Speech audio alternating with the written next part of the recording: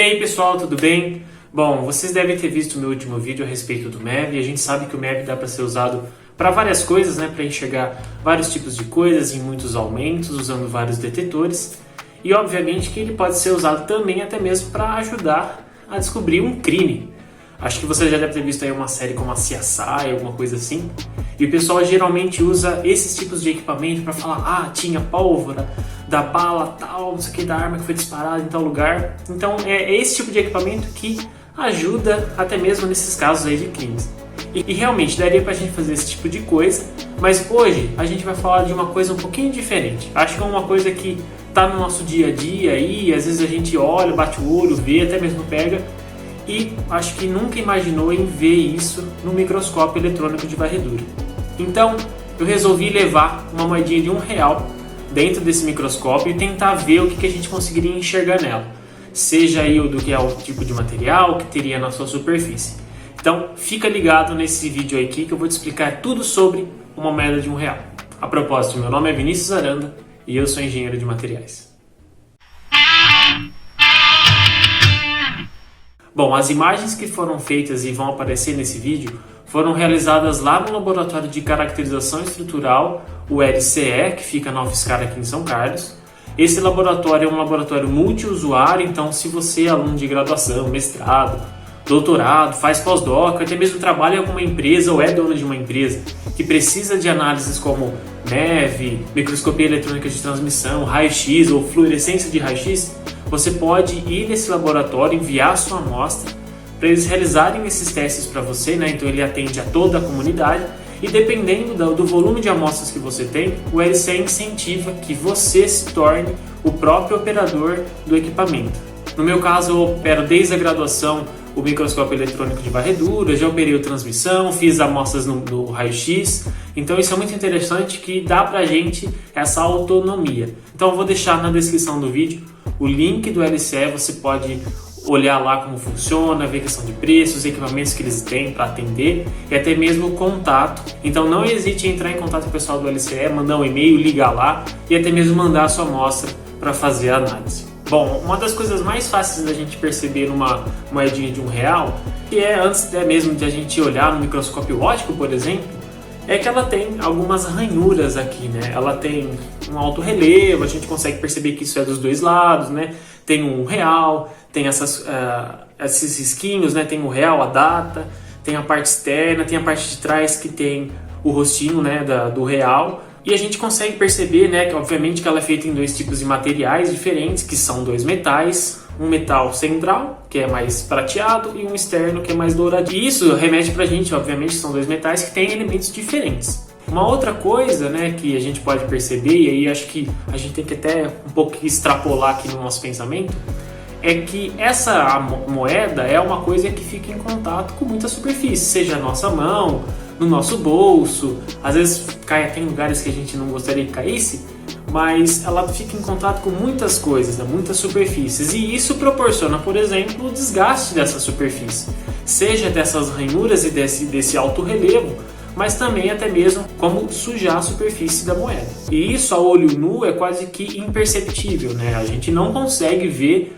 essa mudança dessa superfície, a não ser se a gente, por exemplo, passasse a mão e percebesse que tem um desgaste, por exemplo, desse alto relevo, principalmente se a gente comparar com uma moeda mais nova, né? Então a gente consegue olhar e comparar, realmente essa aqui está um pouco mais desgastada do que aquela outra.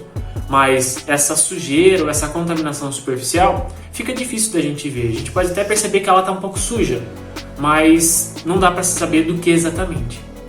Então, para a gente enxergar isso e entender um pouco melhor sobre o que acontece nessa superfície da moeda de R$1, no microscópio eletrônico de varredura a gente usou 3 tipos de detetores, né? O SE, o BSE e o EDS. Se você não sabe o que significam essas siglas ou como o microscópio eletrônico de varredura funciona, eu vou convidar você a assistir esse vídeo que eu vou deixar aqui no card, em que eu faço uma comparação de uma câmera digital ou a câmera do nosso celular com o microscópio óptico em relação ao microscópio eletrônico de varredura.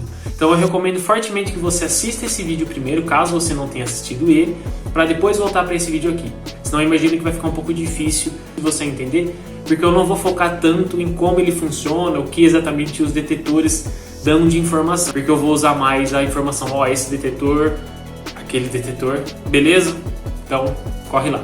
Ah, e só para adiantar, considerando que a gente está usando uma moeda de R$1 e que ela é feita de metal, a análise que a gente fez no MEV é uma análise não destrutiva, o que significa que a moedinha de R$1 está em perfeito estado. E não sei se você sabe, mas destruir patrimônio da União é um crime federal. Segundo o artigo 163 do Código Penal Brasileiro, destruir qualquer patrimônio da União pode gerar de 6 a 3 anos de multa. Então, fica atenção, mas então a gente está dentro das normas aí, beleza? Bom, eu acho que uma das coisas mais legais que a gente conseguiu fazer no MEV, olhando aí para a nossa moedinha de R$1, foi os aumentos. Essa primeira imagem que eu estou mostrando para vocês é um aumento de 46 vezes e nós estamos olhando pelo detetor de SE, né? Então, acho que um celular aí um pouco mais novo, o meu só faz isso em 8 vezes, mas alguns celulares eu já vi na internet que o pessoal consegue dar um aumento de 40 vezes, até um pouco mais, 60 vezes. Isso chega aí na escala de um microscópio óptico.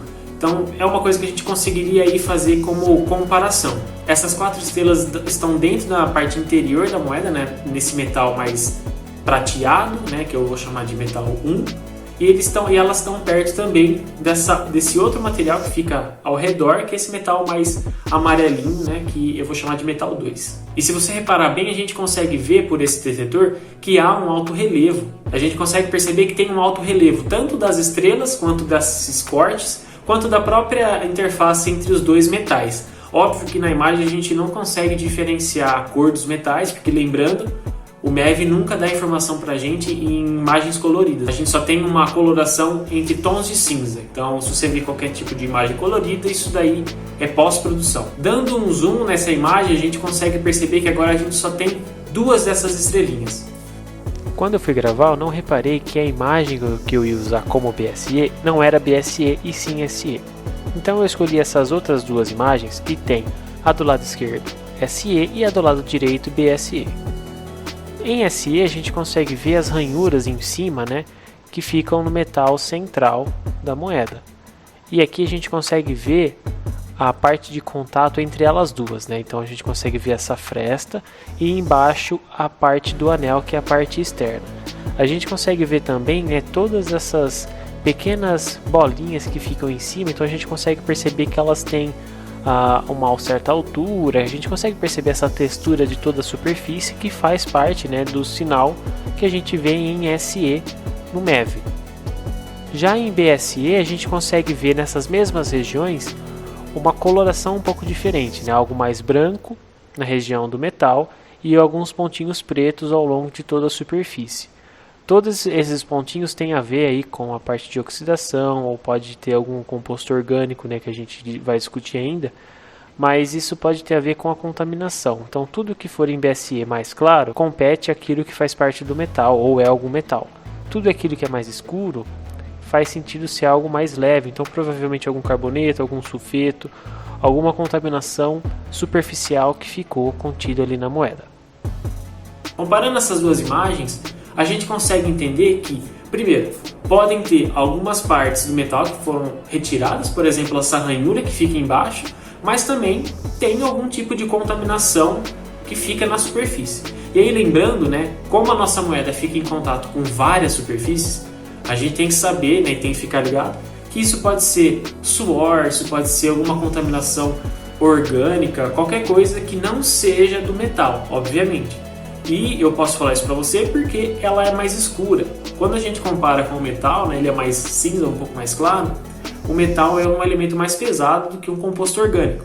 Então faz sentido o composto orgânico ser mais escuro em BSE, mais pro tom do preto, e o metal ser mais pro tom do branco, justamente porque é algo mais pesado na tabela periódica. Dando um zoom na estrelinha pequena, a gente consegue ver em SE, com uma maior nitidez, né, que existem essas partículazinhas ao redor, e fazendo uma magnificação maior ainda, a gente consegue ver que elas são bem evidentes. Então, quando a gente olha isso daí, a gente consegue realmente perceber que tem um acúmulo de material ali. Provavelmente, se a gente tentasse olhar isso a olho nu, ou até mesmo no microscópio óptico, a gente poderia até ver, principalmente no microscópio óptico.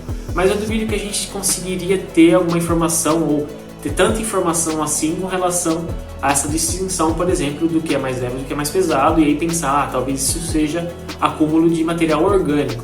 Mas poderia ser, por exemplo, o acúmulo de metal, sei lá, que alguém raspou e acabou acumulando ali. E aí, só como curiosidade, queria mostrar essas imagens aqui, que elas são da fresta dos dois materiais.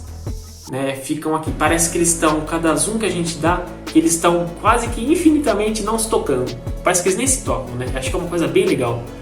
A gente olha e fala, tá soldadinho aqui, mas parece que eles não estão se tocando. Se você quiser resgatar essas imagens em alta qualidade, eu vou pedir para que você envie o seu e-mail através de um Pix de qualquer valor para essa chave aqui que está aparecendo na tela. E eu vou pedir que você escreva moeda e embaixo o seu e-mail, porque senão eu não consigo te enviar essas imagens.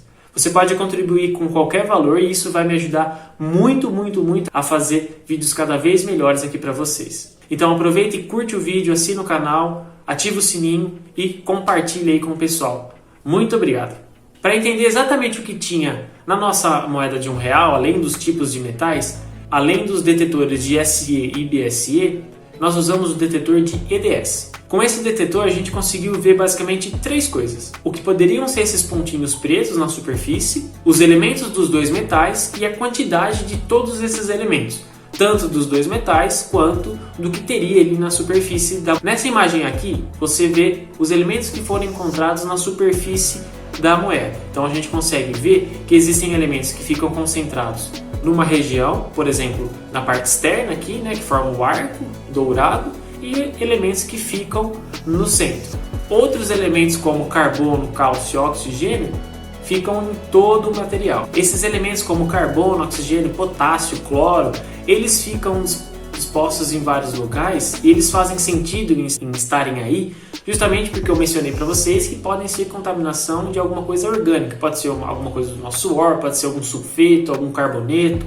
E lembrando, né, que o carbono é o elemento mais leve da tabela periódica, então ele vai tender a ficar, né, os compostos ricos em carbono vão tender a terem uma quantidade, uma cor mais escura. Na foto aqui do carbono a gente pode ver que ele fica concentrado então nessas esferinhas pretas, então provavelmente é algum composto orgânico, isso faz sentido, né, como a gente viu em BSE. Além disso a gente consegue perceber que é distinto, né, os elementos dos materiais que ficam na parte central do metal 1 e na parte externa que forma o arco, que é o metal 2.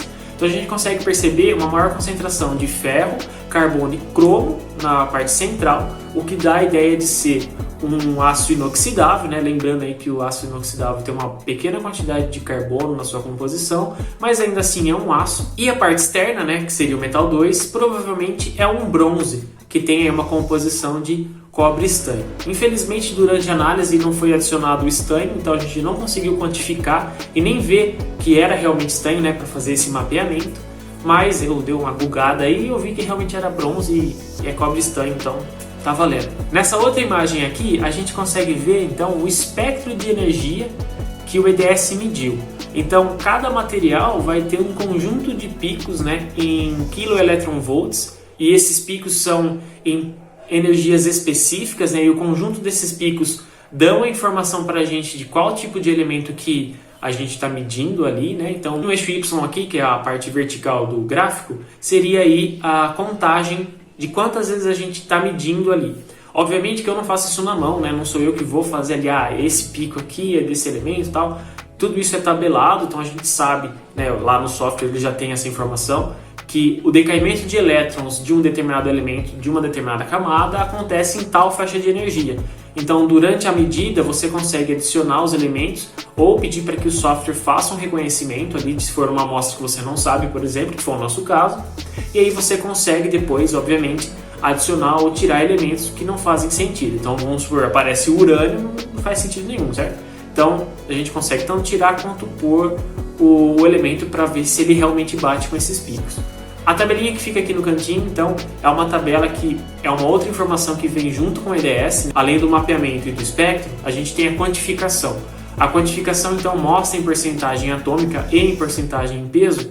Nesse caso, eu estou mostrando para você em porcentagem atômica, quanto que eu tenho de cada elemento na região que foi feita o mapeamento. Então, você pode perceber que o carbono está em maior quantidade, principalmente em relação ao aço. Isso faz sentido, mesmo que não seja tanto, porque a gente tem toda uma superfície com carbono, né? Tanto a parte do aço que tem na sua composição, mas também na parte superficial que vem da contaminação. Então faz sentido ter bastante carbono e faz sentido nessa região ter menos ferro do que carbono, mas ainda assim a gente consegue perceber que a parcela ali de ferro também é alta. Uma forma da gente ver e talvez medir melhor a composição do aço, né, do aço inoxidável, seria de, por exemplo, limpar essa amostra com um álcool isopropílico ou acetona, né, que iria retirar todo esse material orgânico que fica na superfície. Isso ajudaria a gente a melhorar essa medida, porque a gente iria remover essa parte orgânica que, teoricamente, não faz parte da composição do material. E, infelizmente, a gente não consegue distinguir, nesse caso específico, o que é da parte orgânica e o que é do metal, justamente porque é um sinal que vem de toda a região que foi feito o mapeamento. Então, se você quiser ver uma composição um pouco melhor e um pouco mais precisa da composição dos dois metais, então deixa aqui nos comentários se você quer ver esse vídeo. Eu posso limpar a moeda e fazer essa comparação de qual que vai ser a composição da moeda que está ali suja e da moeda que está limpa. Para você que chegou até aqui, gostaria de agradecer. Muito obrigado. Não esquece de curtir o vídeo, assinar o canal, ativar o sininho, compartilhar aí com o pessoal, isso vai ajudar muito aí no crescimento do canal. Queria agradecer demais e só lembrando que você pode resgatar essas imagens enviando seu e-mail através do nosso Pix com qualquer valor. Isso vai ajudar demais na produção de conteúdo. Então escreve lá moeda e o seu e-mail. Muito obrigado e até mais.